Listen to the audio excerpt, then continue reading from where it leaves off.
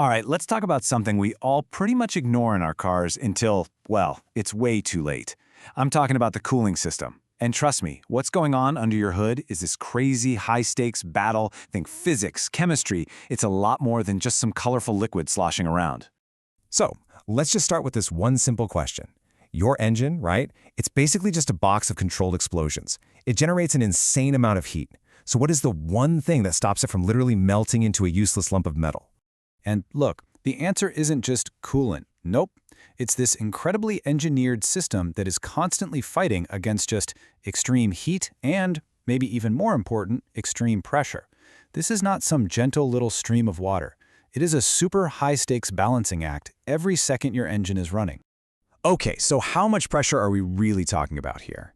Well, when that engine's hot, the system can hit around 100 kilopascals. Now that's about 15 psi.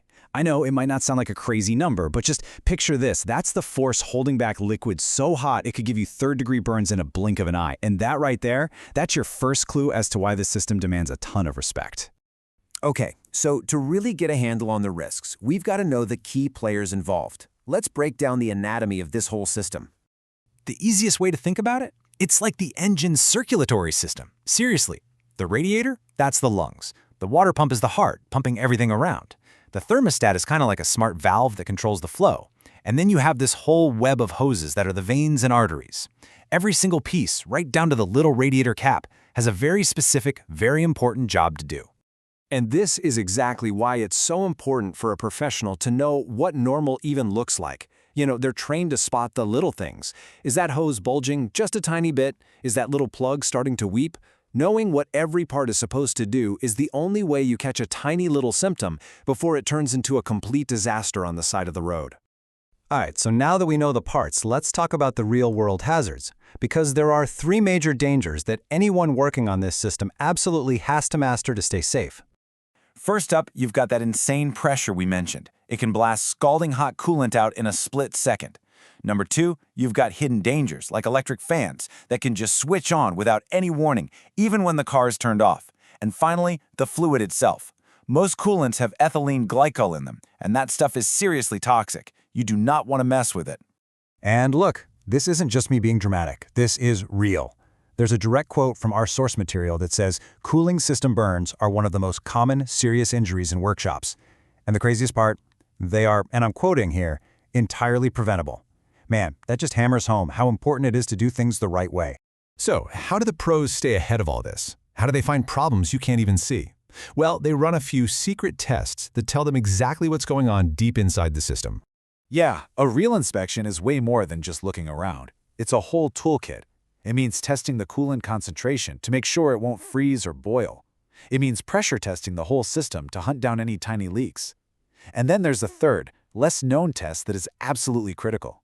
It's for something called transient voltage. And that last test, hoo boy, it brings up a pretty fascinating and, frankly, terrifying question.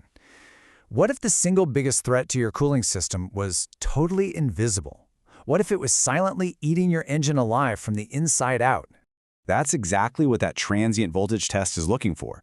It's a nasty thing called electrolytic corrosion. Basically, stray electricity, maybe from a bad ground wire or something, gets into your coolant. And it turns that coolant into a kind of acid bath that just silently chews away at all the metal parts, like your radiator and water pump. You see zero symptoms on the outside until it's way, way too late. It's basically an invisible cancer for your engine. Okay, we've looked at the parts, we've looked at the dangers, and we've uncovered the secret tests. So now let's put it all together. What does a perfect cooling system service actually look like? The kind that's designed to stop all these problems before they even start. Okay, first things first, and this is absolutely crucial. Not all coolant is the same, not by a long shot. You've got the old school green stuff, but then you've got all the modern types for newer aluminum engines. And here's the deal. You can never mix them. They are chemically incompatible. If you do, they can turn into this gross gel that clogs up everything and just makes corrosion go wild. So using the right coolant isn't a suggestion, it's a rule. The service itself has to follow a very strict order. Step 1. Flush all the old gunk out. Step 2, fill it back up with the correct new coolant. Step 3, and this is the one that gets people, you have to bleed every last bubble of air out of the system. And finally, step 4, you test everything all over again just to be sure it's perfect. But what happens if you get that sequence wrong? What do you think is the #1 reason a car overheats right after it's had a coolant service? It comes down to this.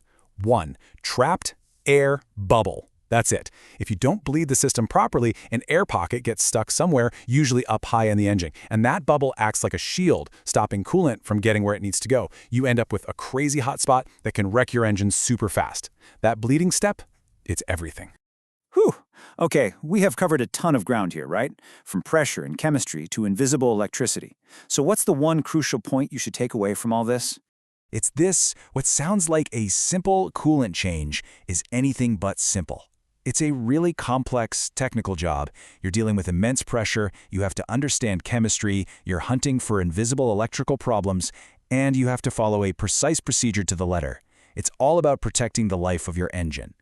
So I'll just leave you with this one thought. The next time you're driving and you look down and see that temperature gauge sitting right there in the middle, perfect and steady, maybe you'll think a little differently about the incredible, high-pressure, invisible war of physics and chemistry that's happening under your hood just to keep it right there.